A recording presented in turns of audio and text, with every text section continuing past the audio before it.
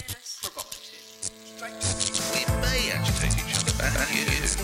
Committed to free speech and consent. Upbeat and entertaining. Heartfelt and passionate.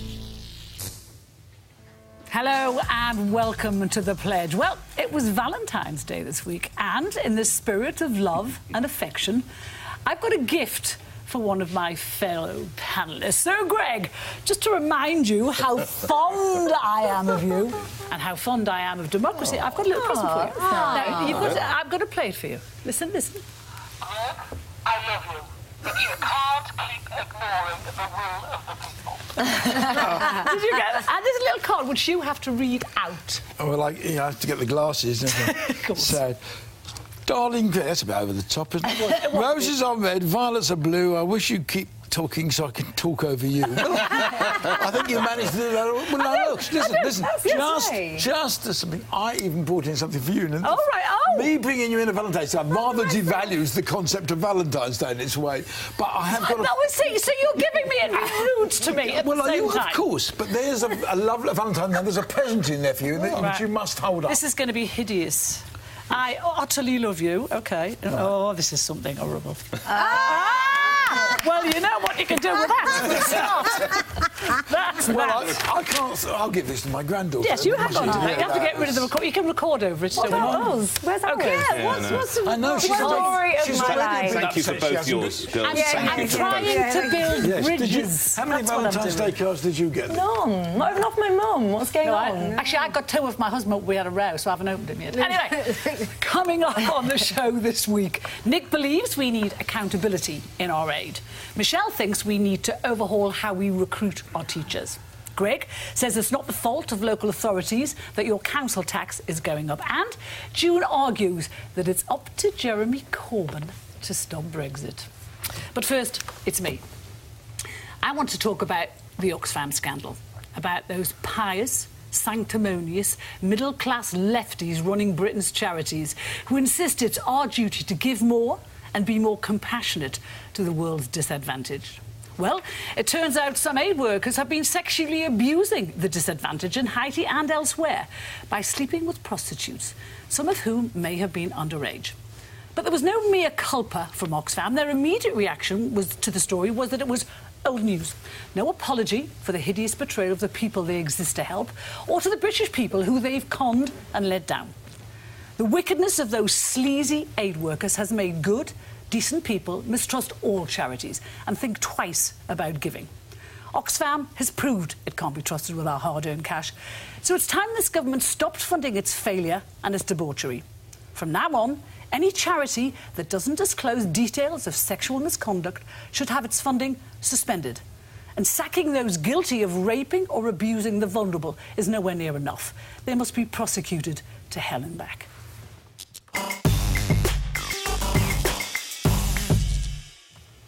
Carol. Yes. Well, I've worked with Oxfam extensively over the years, and I think they can be called many things. A failure isn't one of them. What happened with these aid workers is absolutely disgusting. We all agree with that. But they have a staff of over 5,000 people all over the world. Last year alone, they helped 11 million people. And if we look at how many incidents there are, there have been, 87 reported incidents. Out of 5,000... Maybe more than that. No, not for Oxfam. Yes, there are. No. 110 from overseas alone. No. Well, June, we've got different statistics. Well, then we'll have to agree to disagree on that one. But my point is, when you've got an organisation that big, with that much bureaucracy, which I agree with it is a problem, you're always going to have some bad eggs. And those people were fired. So what are we saying? Well, let me finish. What are we saying? The behaviour of 6 or 7 criminal men, I agree with that, should jeopardise 11 million people.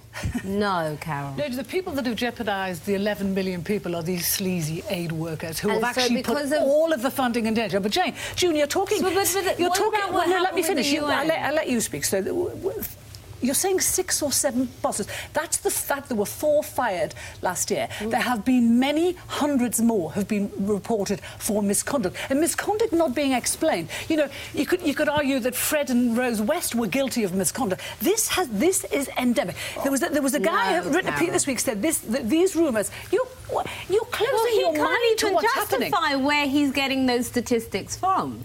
The guy who's saying there's thousands, he can't even justify. It's not the guy who's saying there's thousands. It's been reported. The charities themselves. No, Carol, Oxfam put out figures of Oxfam 268 people in the past 8 years. That's Oxfam who put those figures out themselves. Save the Children this week put out figures of 176 over the past 3 years. So that's the charities themselves. That's the ones that have been reported. My point is... Well, your point is you just said there was a handful. There's not. There's hundreds. No. I'm talking about the Haiti. This is what I'm talking about. Well, I'm talking about And what I'm Oxfam saying is when you have an institution that large... Yes. In that many countries... countries... No, we're not to expect it, but in that many countries... you are going to have some problems. No, you're not. When people join an aid agency, June, they join it to help the most disadvantaged people in the world. And if they go to those parts of the world and they then abuse... Yes, but they have tainted the entire organisation. No way. Yes, they have. Read the papers today. Let me just say this. 60% of people are now saying they will stop donating to Oxfam. That's rubbish. So 54% of people are saying... Stop trading numbers. Michelle. As fascinating as your numbers are, and there's obviously disagreement on numbers, for me it's not about numbers. It's about integrity, and it's about how people have dealt, particularly senior people have dealt with what's gone on. And I struggle with Oxfam now. I personally would not donate any money to Oxfam going forward. And the reason I wouldn't, I don't doubt that they've done great work, but I struggle enormously, and I think it was Helen Evans did an interview where she actually exposed so many times where she'd flagged up... She was the former head of safeguarding, just so all the viewers know of whom you speak. On you go. And tell people what that means. That means if there's any allegations of misconduct or abuse, she's the person that was told. Yeah, so she'd messaged and got in touch with the senior bosses multiple times to flag up concerns. She'd done a report. They had a meeting scheduled to go through it. It was cancelled within an hour's notice. So for me, of course, some of the things that have gone on are terrible. But I find it, when you look at the culture and integrity of an organisation, it has to come from the top. And Oxfam have failed that. And I agree with you there. I agree with you there, and I think that the way that the senior management have handled this issue has been really bad. The crisis management has been terrible.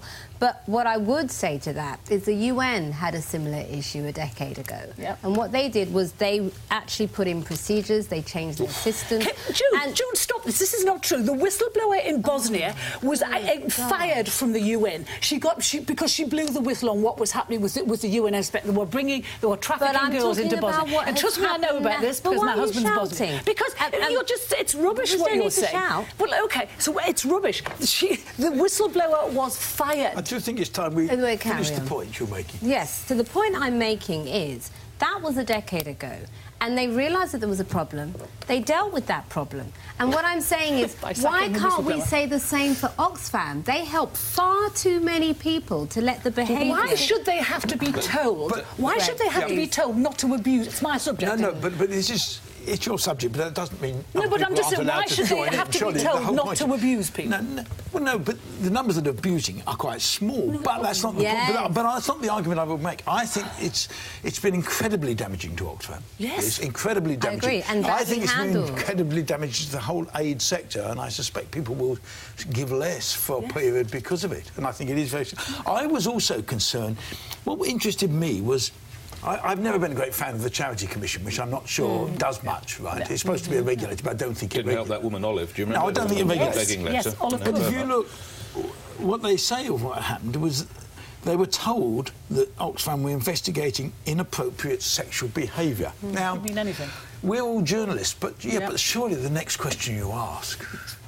What? What? Tell me about it. Give me some more. If you're the regulator and you get something that says there is inappropriate sexual behaviour, you immediately ask for more information. And it appears either they didn't or Oxfam lied, and that I can't quite work out. Important I get the word from Oxfam in. This is what they've been saying, so let's get the statement out. The behaviour of some members of Oxfam staff uncovered in Haiti in 2011 was totally unacceptable, contrary to our values and the high standards we expect of our staff. As soon as we became aware of the allegations, we immediately launched an internal investigation. They go on, 4 4 members of staff were dismissed as a result of the investigation. 3, including the country director, resigned before the end of the investigation. Allegations that underage girls may have been involved were not proven. There ended the statement. June, to come to you, and I think Greg's touched a lot on what I want to say. Do you accept that the reputational damage is extraordinary? I accept and that. Oxfam, which was started in 1943, I think it was, by a group of mostly Quakers in Oxford, hence the and it was to help families across. So it might interest some viewers how the name came about, to help families in suffering through World War II.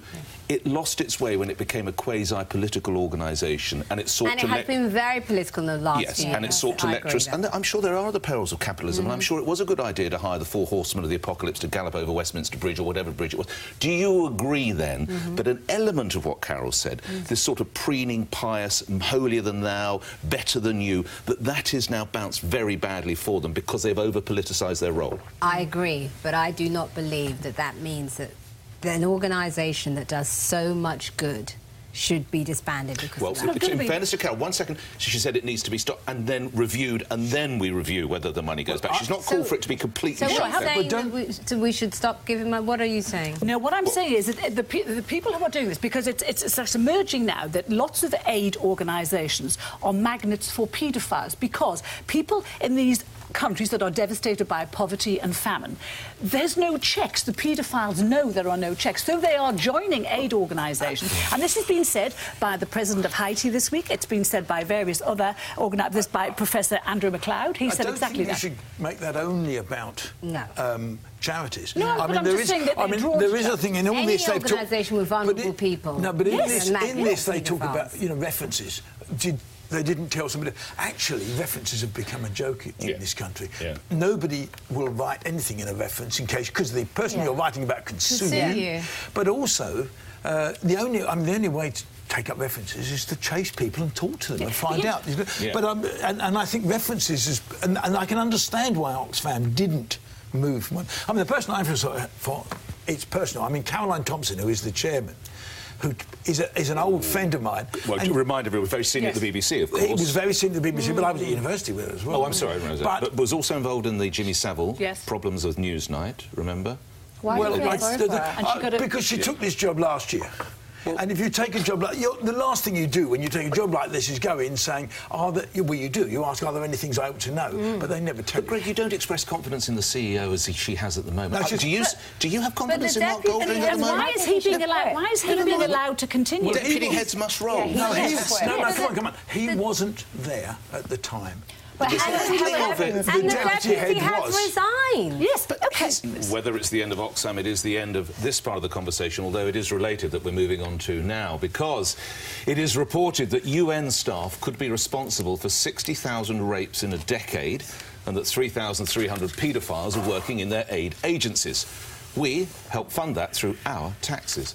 We also help fund such critical programmes as research into the Tibetan verb, how to keep Indian houses cool during the summer, cutting smoking levels in China, and, of course, everyone's and Greg's particular favourite Ethiopian girl band. I speak, of course, of Yegna. And we pay for all of this from a large ring-fenced budget, which doesn't get cut, even while critical services at home do. Doling out our money just to meet a target is nonsense, and it's not even clear if aid spending actually works. Our aid model is broken, and it is wrong. And this entire scandal stops now. And it stops until we have rigorous audit trails and there is full accountability in these charities' accounts.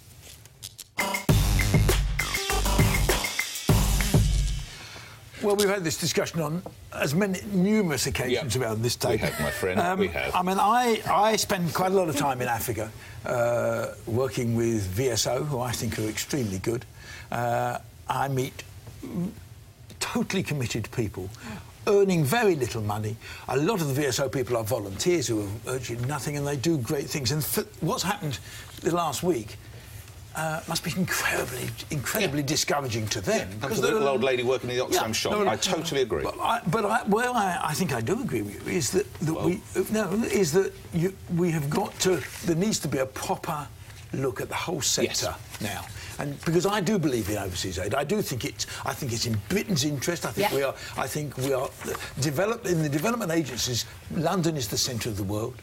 I think it has a lot of soft power, but I agree with you. The damage of quite small stories, these are very unpleasant but quite small stories, is incalculable, and therefore we need to look at the whole sector again. And as I say, I think I'd start with the Charity Commission and saying, what is the role of the Charity Commission? Because I'm not sure I do know. The other thing, of course, this helps your point, is, of course, the moment you set up a charity and someone starts giving you money, you get 20% extra from the Exchequer. Yes. You know, and that's why people register charities. So they get, and there ought to be. It seems to me that there are too many charities set up. There are extraordinary enough. You know, and I just think. I believe in development. I believe in the money. I just think you've got to look at it again now. And I think this is the reason. You were nodding vigorously as I outlined this conversation, particularly when I came to audit trails and for foreign aid. Audit trails and foreign aid. If my arm was long enough, I would have high-fived you over the table, but I'll either split my dress or do an injury, so I won't bother. Right. So what I would say is I completely agree with you, and this foreign aid, whenever I ask on Twitter, what do you want me to debate on the pledge, they constantly say foreign aid. I promise you, it is relentless. Foreign aid, foreign aid. And I get frustrated with the foreign aid, so I think it's good. I think it's a good thing to help people that are less fortunate and in need. So the principle of helping others, I'm very comfortable with.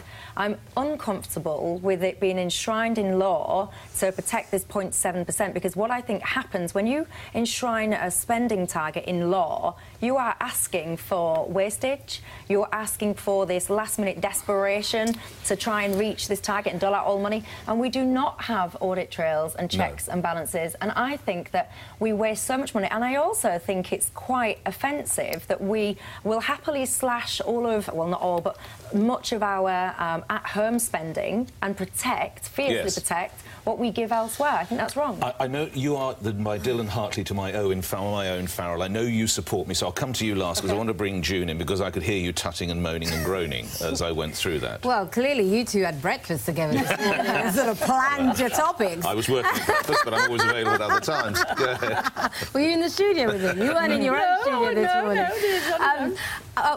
First of all, you're somebody, Nick, that has been very strong in your views in terms of immigration.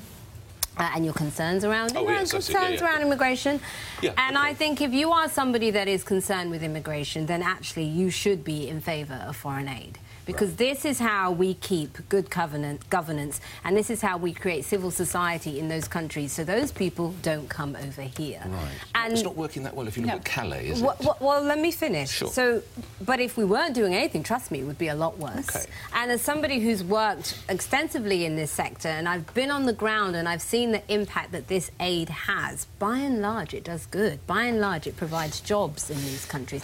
Yeah, you can throw stats all over, but actually you need to go there. You need to go there and see it for yourself. I think in many ways the way I think we should have an aid budget. I think in many ways the way it's spent shows a total contempt for the British taxpayer.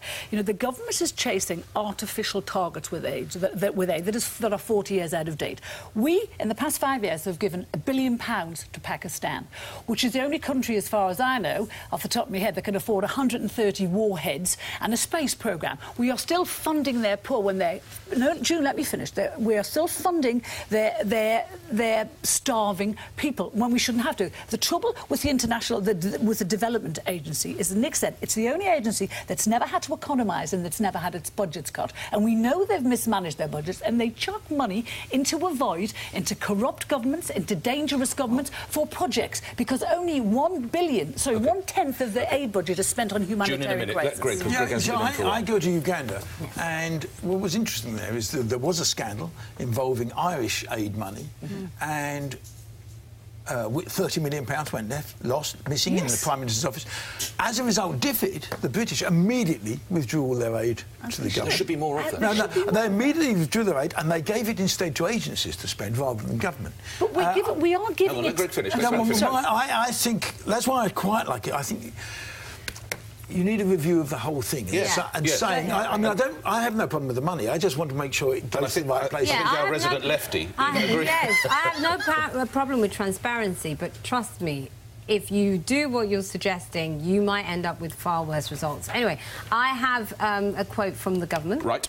And this is what they have to say. At times of global instability, it's more important than ever for us to be outward-looking and engaged. The UK's development budget is an important part of securing Britain's place in the world, alongside our world-class diplomatic service.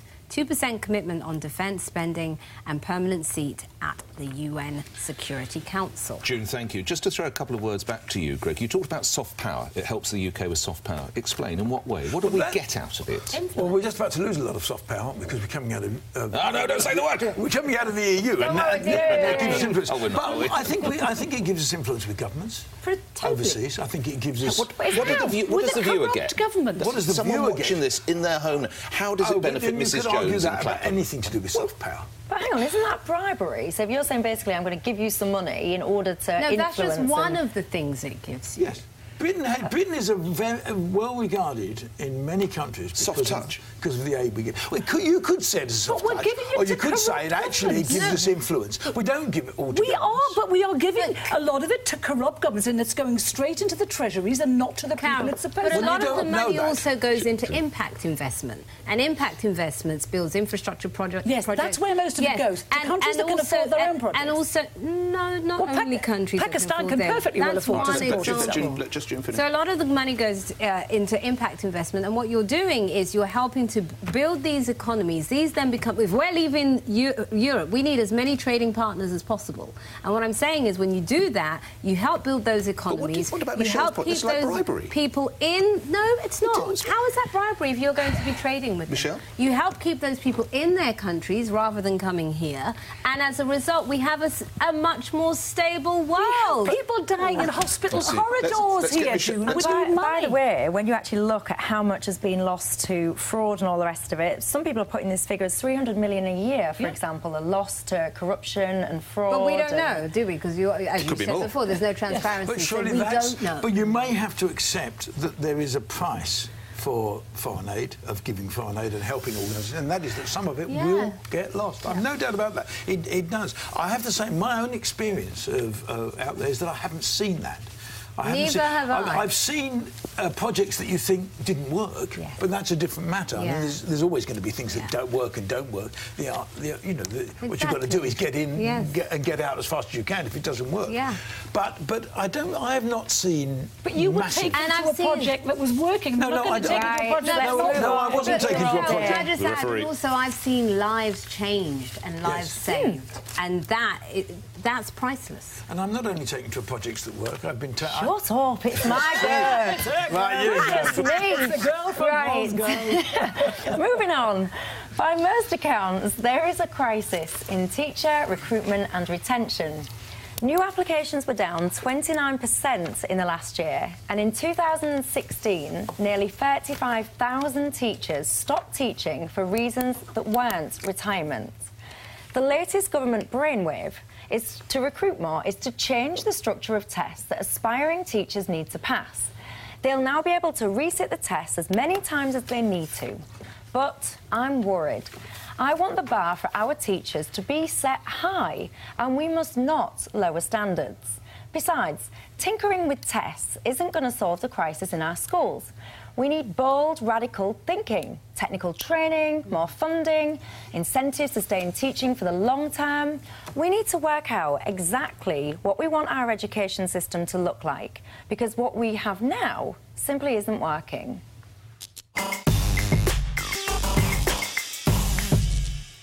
I think there are many reasons why that's down nearly 30%. I think some of it is that, and I'd be very frightened if I was a teacher, because all it takes is for one female pupil of 14 to suggest that I put her hand on my hand on her knee, and suddenly my whole career, even though I hadn't, and if a couple of pupils take against me, I am fighting for my professional career. That's not why people aren't going. I think some people are concerned.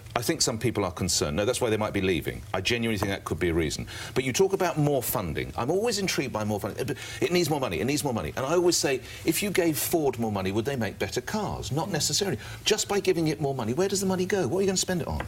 Well, you know I'm not somebody who bangs the drum for more and more money. You did say it. Yeah, but the reason I do, in this particular instance, is because I feel embarrassed, actually, that we've got schools that are asking parents to take in stationery and stuff and essentials that a school needs because they can't afford it. That embarrasses me. I think it's absolutely wrong. So for me, if you truly cannot afford your own stationery and stuff like this, you've got a problem going on, and we need to look at that. And if we need more funding, you've got to give it. But for me, there is something that's broken in our education system. I really feel that, and I feel it needs more. And how does that manifest itself? Is it that our pupils aren't doing well? Is it, you know, why are you saying it's broken? I don't like the whole system. No, I'm just trying to... I don't like the whole system. I don't like the whole system of one-size-fits-all standardised testing. We measure someone on their kind of... You don't think there should be as many tests, Michelle, or...? It's not about as many tests. I think, for example, I work with a technical college group, and I love what they do. They think very differently. They get employers involved in their curriculum. Employers come in and teach. These kids go out into workplaces, UTCs they're called. They're absolutely brilliant, but they're different to how schools are set up and structured. So the standard homogenised schools you don't think work, is that... Yeah, I think we just need to think differently and creatively about how we're educating our kids. Isn't that what's happened in recent years? I mean, we've got different sorts of... Well, because they've changed the education system. And we've got different sorts of schools. We've got academies as opposed to comprehensive in a lot of places. I mean, your argument about the tests, I think, was pretty irrelevant. I don't think it's irrelevant at all. If you look over the years, if you look at... You're entitled to a view. If you look over the years, the standards of people going into teaching has gone up and up and up. I mean, when I'm 30... In terms of what? Well, 30 years ago, you didn't have to have a degree. That's gone up. Now you have to go into teacher training. You've got to have a 2-1. You can't just go in with a third, which it was at one stage. They've changed the system. But even that, I don't think that's anything to do with why they're leaving. How can you say that? I think they're leaving for all sorts of reasons. One of which is esteem, and two of which is money. How can you say the standard of teaching is better? How can you say it's better? I want to do something really quickly. Let me do something really quickly before, because Carol, I really want your view. But before I do that, you've just said that these teaching tests are irrelevant. So, no, I'm saying in front of you, you've got a pen. I was frightened of this. Yeah, when I saw the pen. Yes, this is real. So that's what these pens are for. Because I think it's important. That we can do it. Well, I think it's important to demonstrate the kind of questions that we're asking our teachers to be able to answer in order to qualify as teachers. Well, you're saying they can resit them again and again. Yes, it doesn't matter what we get. We'll do it later. As many times as they like. So I've picked a couple of sample questions from these tests, and I'm going to give you an example. Are you ready? Yeah. Answer this. Presumably your point is that these will be too easy. Well, we shall see. Find out. I'm going to ask you a question. I'm going to give you 15 seconds to answer it, yes? Right, cool. Are you ready? Question number 1. During a school trip to Germany, every pupil was allowed to exchange £100 into euros. The exchange rate was 1.06 to the pound. How many euros did each pupil receive? Time starts now. 15 seconds. To recap, I don't know. £100 into euros. Your exchange rate was 1.06 to the pound. Yes. How many did they get? Hurry up. You've only got... I'm there. Well, I'm there. It's easy. Well, you tell us. Right. Show me your answers. 106. OK. Right, I won't comment. The answer is 106. Right. Second question, very quickly. Second question, very quickly. How big you made that? Are you ready? Yes. Right, I'm going to tell you again, same format. Question, 15 seconds. Oh, my God. In a group of 110 pupils, 66 pupils have school dinners. What proportion of the year group do not have school dinners? And I want your answer in a decimal. 66. 15 seconds. No, tell us the numbers again. So 110 pupils, 66 have them. What proportion do not have them as a decimal, please? 110 pupils, 66 has the meals. 3.6 over 10. Yes. I don't know. 3.6 over 10? Right, what's your... I'm nothing. Right, what's yours? I haven't done it because Right. you've got to work out 110 has got to become 100. So, of every 10, 3.6 would be... the answer is 0.4, and my point with that very simple point... What does that mean, then? When I asked you that first question, your answer was, well, this is easy. Well, the first one was. So you would therefore expect any teachers that are teaching your kids to be able to answer such easy questions. Well, it depends how long you get to do the second one. You could, if you could sit and work it out. Anyway, in 10, my point 5, is, 2 minutes. I've proved my point. I think that actually these tests, we shouldn't be lowering the standards. If you can't answer stuff like that first one that you yourself went, well, this is easy. No, but the first one was easy. The second one, you just Can I just say, because I haven't said anything about this yet. Go on. The Times Higher Education Survey last year said that universities are admitting a load of students that are almost illiterate. And it's not surprising they're almost illiterate if the people who are teaching them can't pass a literacy or numeracy test. You know, this country languishes at 21 on a world scale for literacy and 27th for numeracy, which has to tell you that what's happening in our schools is not a good thing. And I find it astonishing that the Education Minister, Nick Gibbs, says the most important thing is not passing tests, it's the teachers want to teach. And even if they're not capable of teaching at the point of entry, we should let them in. How many parents are going to be horrified at the idea that someone who keeps on failing tests is going to be teaching their kids? The problem we have is lots of teachers are leaving and not enough people are entering the profession. So, you know, beggars can't be choosers. What do you think that is, though, June? Well, I think there's a number of things. It's like what Greg was saying. I think money is a part of it, which is why I think we need to encourage teaching as a second career. There are lots of people who... They tried it, though, with the army. It didn't really work. Well, we need to figure out... I mean, it doesn't work, others, but... But we need to figure out a way of doing it. I think teaching is something that actually you could encourage, because, you know, older people... Well, Teach First is quite interesting. You know, Teach First? Yeah, of course. Which is basically very bright kids coming out of university go straight into teaching. Yeah. Now, some sink... It's a sink or swim. Yeah. You know, you either make it or you don't. They're now doing it in social work as well. But that's quite interesting. Quite a lot of those kids do actually stay in teaching. But not enough of them. Because the problem is those kids then want to go into the corporate sector. So I think it should be people at the end of their careers who want to use this as a way of giving back. The other problem they've got, Shouldn't we pay them better? is head teachers. That actually you can't get people to be head teachers. Oh, for the love of God, you can make 150, Exactly. 200 grand a year. I know. What are you talking about? But you can't. There was a shortage of people who want to take on the responsibility and have the talent to be head teachers. Yeah, but you know, when a teacher starts off at 22 grand, and that's the first way. You know, I don't have any truck with them going on about workload, because they get 14 weeks of holiday a year no, hang on, let me finish, Jude. They get 14 weeks of holiday a year to go over the workload. However, 22 grand is a pitiful salary when you have the future of our kids in your hands. But that's my point about why we should encourage it as a second profession, because you're likely to be able to afford to be on 22 grand. But no, just give them more. After 10 years, you only get 34 grand as a salary. Now, some people on the average wage 28 grand think, well, that's a fortune. It's not really when you have the responsibility of our kids' education. Especially when you're in... Especially if you're in places in the big cities where the cost of living is so much more. Yes. Anyway, it's me up after the break, and I think the Westminster government's to blame for your rising council tax.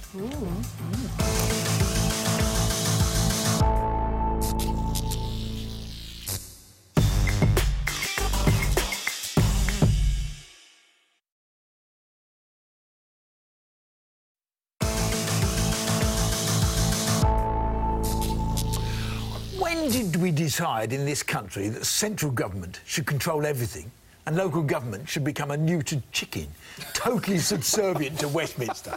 We've become one of the most centralised states in the world, with the finances and activities of local government now almost totally controlled by central government.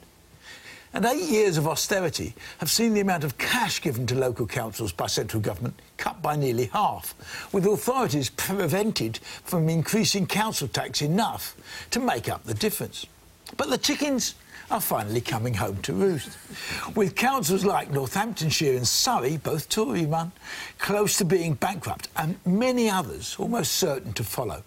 This shift to centralised power couldn't have happened in a country like the USA or Germany, where local and regional democracy is still very strong. But it has happened here, not decided by the will of the people, but by the will of the centralised bureaucracy. The old Soviet Union would have been proud of us.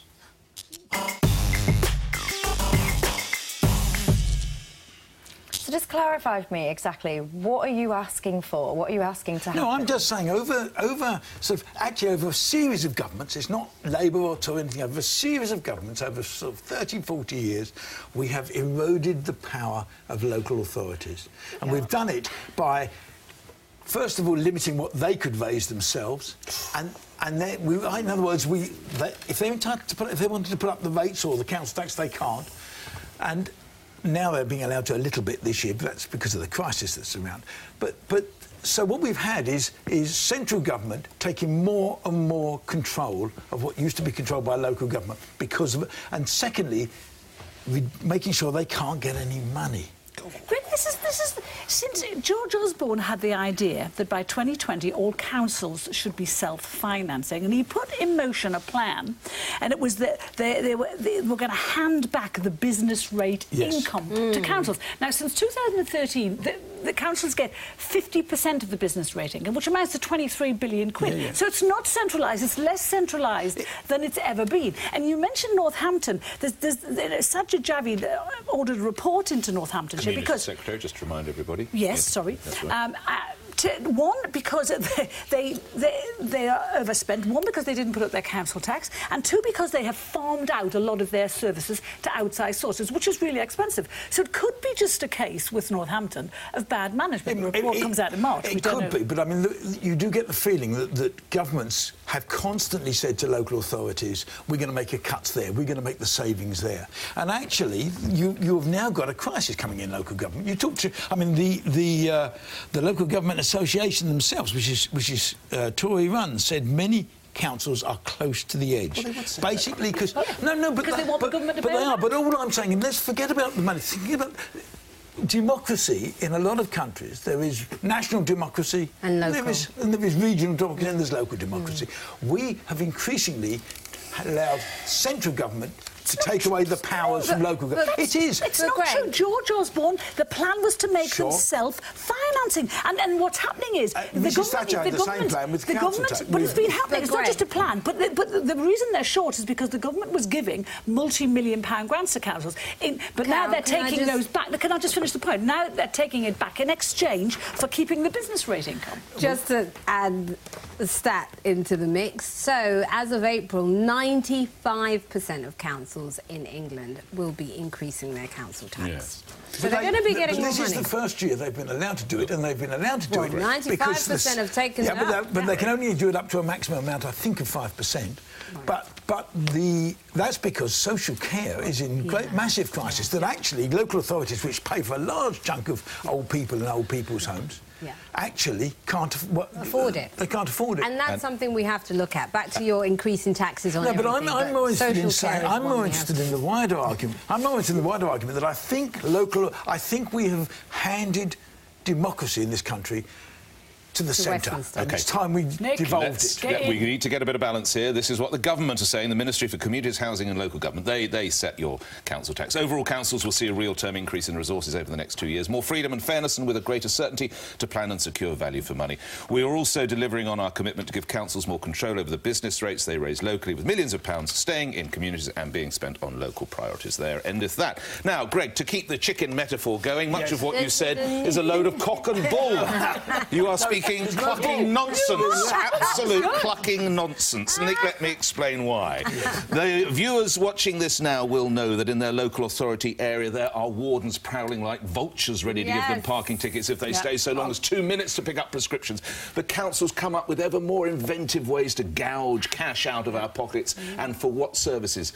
I don't know, I think I get my bins collected about once a year. The local library is just about to be, well, it's certainly down. Most houses in the land now get bins taken about every other week, so we have less services. Libraries, unfortunately, closing even. Swimming pools are closing. They are doing less, and they continue to get the money. They should be spending it more wisely. Greg Dyke. Well, you live in the same borough as I do. And I get mine collected weekly, so you must be doing something wrong. Can I just... She's lying to me. No, it's honestly, bit by bit by bit, we have taking the balls from local authorities. That actually they haven't got that. You're talking about giving back the council, giving back the business rates. Yes. When I covered local authorities 40 years ago as a young journalist, let me tell you, they controlled the council tax. Can I also And say they part of their being skint could be because 539 council employees received salaries of more than 150 grand in 2015-16. There's where it's going. But if you want someone to run quite a big local authority... Give them 250 Well, grand. they're Give me a break. failing. Only 539 of them. How many council employees are there in the country? Well, doesn't matter. That's on 6 figures. Imagine how many on 5. I might not have mentioned this, but I am from Hull. Get out! Oh, God.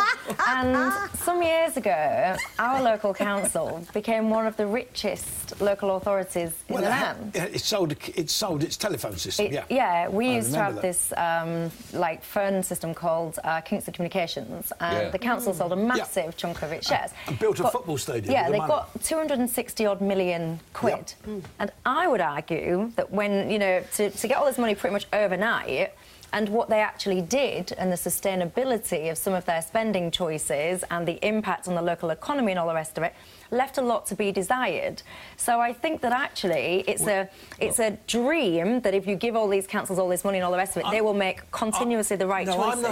I'm not saying that that's not my argument. He's My saying argument give them is more power. my argument is they should make those decisions because that's what democracy Can is we- about. in the- And it's interesting that you guys, the good pro-Brexiteers here, What's that got to do with anything? Because you're arguing constantly about Is it true the to will make of a the point? people. Hang on, here we go. And you know that. Much as you always like to tell us that you're from Hull, and that you grew up in a council estate, and you believe in the will of the people, Yeah, I do. and I'm always I know what right. you're going to say. Greg, yet again, you seem to be suggesting Taxes. that we should be paying more money, whether it's the NHS No. or... So what we've done is, I've been very busy with a piece of board, and here we are. We have set up a cheque, because you're always so keen. I'd like to pass it to you. No, I've even got a pen. I've already done this year, thank you very much. I could do it. You don't want to sign another Not 10 so grand? keen. And let me tell you, the one I've done this year was a lot more than that. So I You don't earn a lot. I don't particularly want another one. But I'll take this home with me. Quite right, They've too. done Quite that in right, too. Westminster. They've asked a lot of wealthy people in Yes. Westminster, would you be willing to double. voluntarily This is the pay? so-called guilt tax if Yeah. you're in H... I mean, the reason there is that the rateable values haven't been altered since the early 90s, because every government is too... So an H-band property, that is to say, the best you can have, £330,000 in Westminster. I'm going to have to interrupt because you are watching The Pledge on Sky News. Up next, why I think Corbyn could be the Remainers' last hope.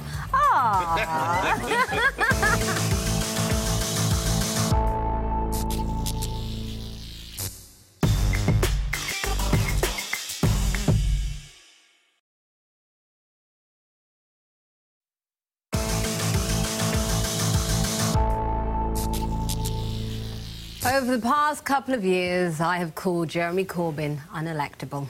I have called for his resignation. And now I'm calling for his help. Oh, how the tables have turned. Now, I believe the future of Brexit may actually rest in his hands. Next year, there will be a vote on the Brexit deal. Whether there is a second referendum, a general election, or just a parliamentary vote, as a nation, we will have to decide whether leaving is worth it or not. Corbyn should come out and convince Labour-supporting Brexiteers that staying in the EU is better for their future. By doing so, perhaps he can stop Brexit. This would appeal to moderate Tories and supporters of many of the smaller parties. It could also be his route to number 10. For many years, Corbyn has been sceptical about the EU, but I believe he must come out and campaign for the young people's futures the way they have campaigned for him. So, because of this, I find myself once again singing, "Oh, Jeremy Corbyn."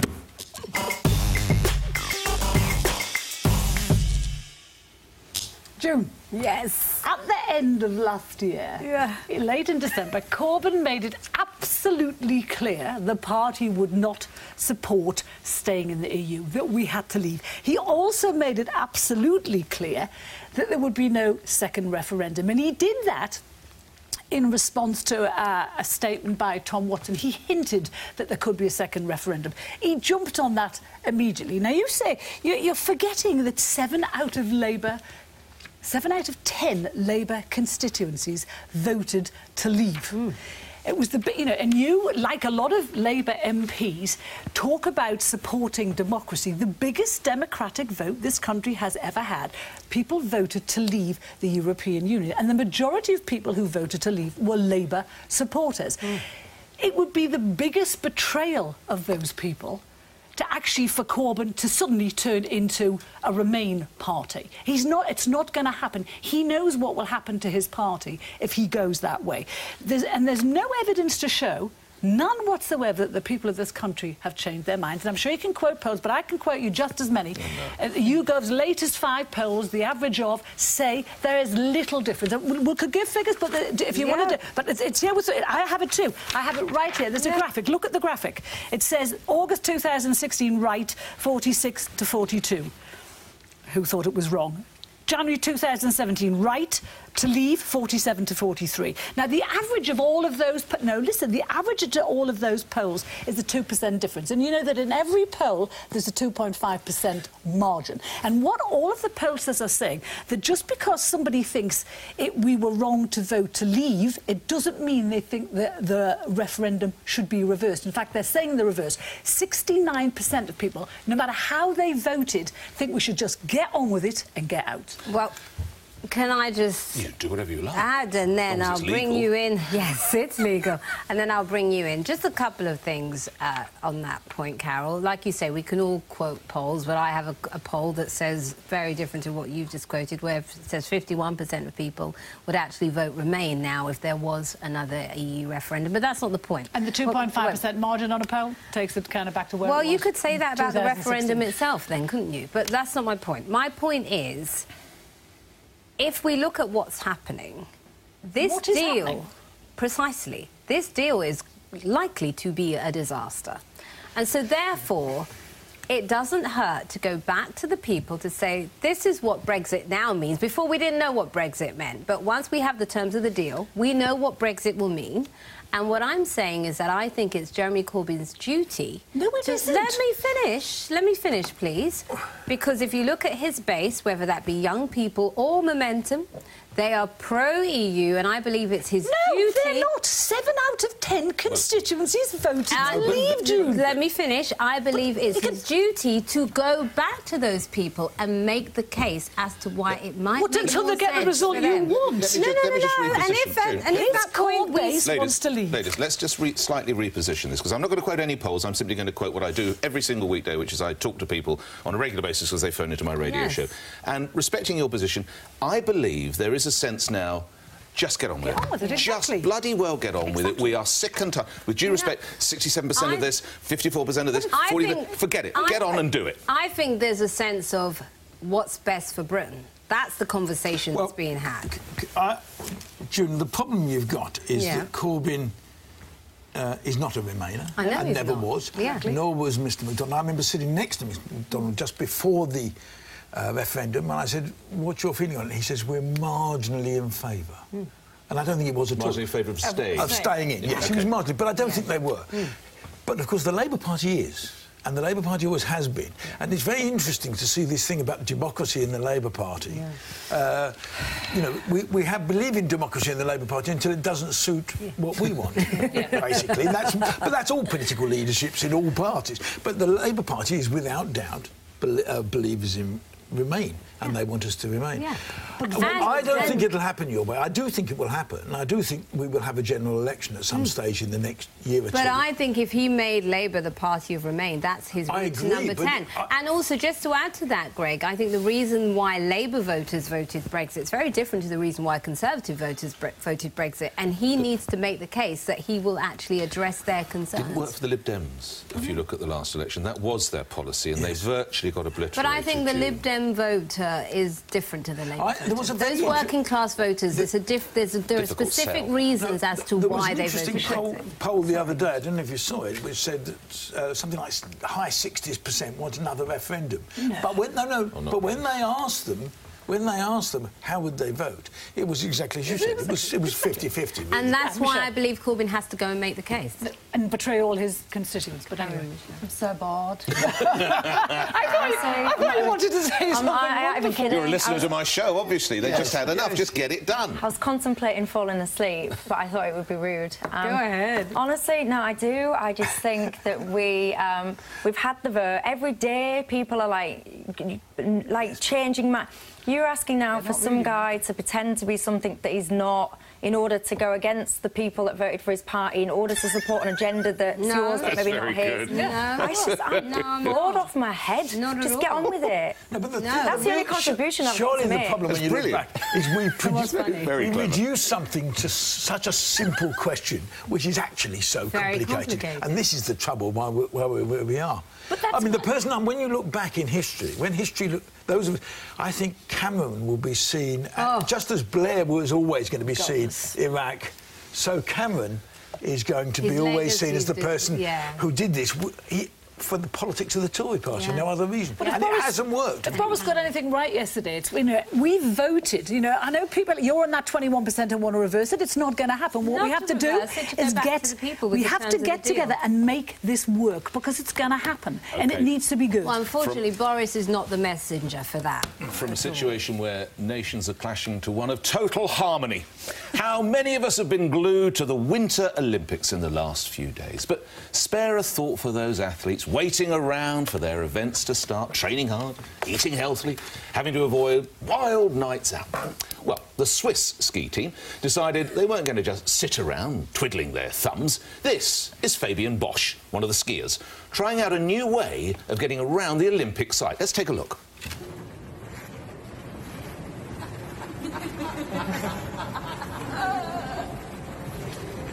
That is cool.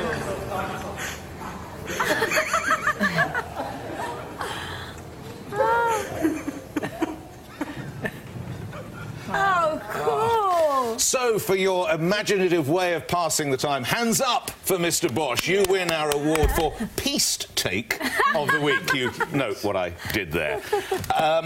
Greg, you're a sporting fan. You've got to admit, if he'd fallen and broken his ankle, he is in big trouble. Before or after his event? I don't know. No, they're waiting. It's before. No, but I mean, you know what happens in the Olympic Village? I mean, the Olympic Village, they're all incredibly intense before the event, and after the event, it's a sort of sex and drugs and rock and roll, Well, we did some research at LBC, and I need to tell you that they've worked out that, roughly speaking, there's about 300 condoms per athlete to get them through the Winter Olympics. So they're obviously busy with something. Yes. Well, that's what happens after once you've done all this tense stuff. You've got to relax somehow. A bit like us on the pledge. June, I meant that board. That's it for this week. Thanks for watching. See you next time.